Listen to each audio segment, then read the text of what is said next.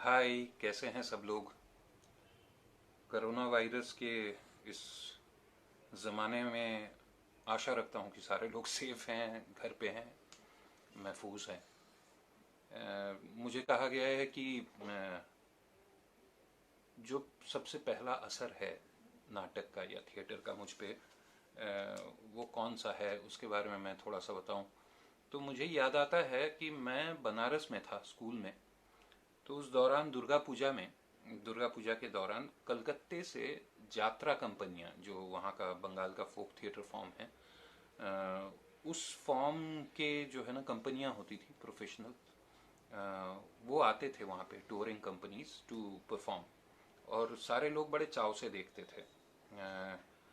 उसमें से हम लोग भी जाते थे, छोटे थे, स्कूल में था मैं, बच्चे थे हम लोग, लेकिन हम दोस्त लोग जाते थे। और मुझे दो नाटक उसमें से बहुत विविडली याद है। उसमें से ये ज़्यादातर हिस्टोरिकल या माइथोलॉजिकल प्लेस होते थे।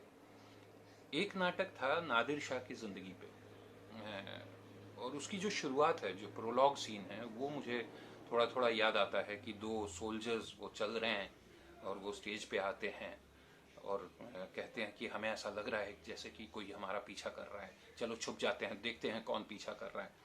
और फिर एक बूढ़ा सा आदमी, एक चोगा पहने, सफ़ेद चोगा, जिसमें बहुत सारा जो है खून के धब्बे हैं, वो आता है स्टेज पे। और वो दोनों लपक के उसके सामने आते हैं, कहते हैं कि तुम क्या दुश्मन देश के सिपाही हो या तुम वहाँ के खुफिया इंसान हो जो स्पाई हो। तो वो कहता है नहीं, मैं इतिहास हूँ। और अब्दाली, हमें पता चलता है उनमें से एक अहमद शाह अब्दाली है। तो तुम दिल्ली की तरफ कूच कर रहे हो और इतिहास भी तुम्हारे पीछे पीछे चलेगा। और जैसे जैसे हम लोग आगे बढ़ते जाएंगे, मैं तुमसे पहले नादिर शाह जो था उसकी कहानी तुम्हें सुनाता हूँ। और वो तीनों चल पड़ते हैं और फिर नादिर शाह की कहानी शुरू होती है। तो that was a very interesting way to start a well-known story. You know, Nadir Shah's history is quite well documented. तो नादिर शाह जब आए थे और दिल्ली में कत्ले आम, फलाना धमाका, वो सारी बातें भी हमें पता है। तो लेकिन how to start a story which has been often told और most of the people know. Similarly मैंने और एक नाटक देखा था जो कर्ण की लाइफ पे थे।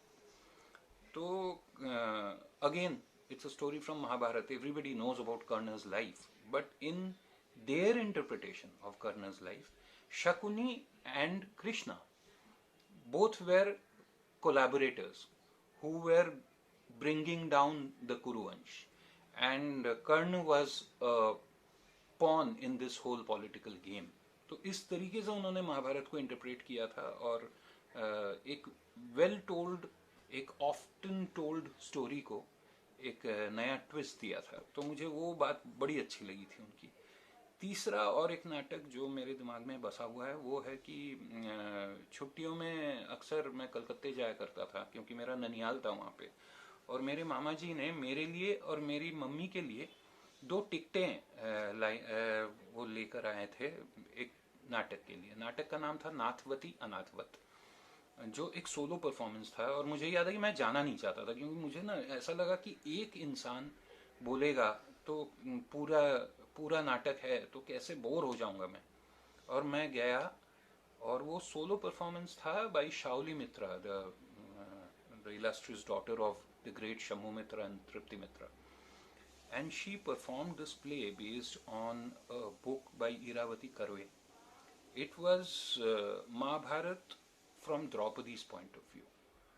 And I remember being spellbound by her performance and by the way they have approached Mahabharat, even at that young, tender age. I think these are the three plays that have stayed with me and have somehow influenced me over the years.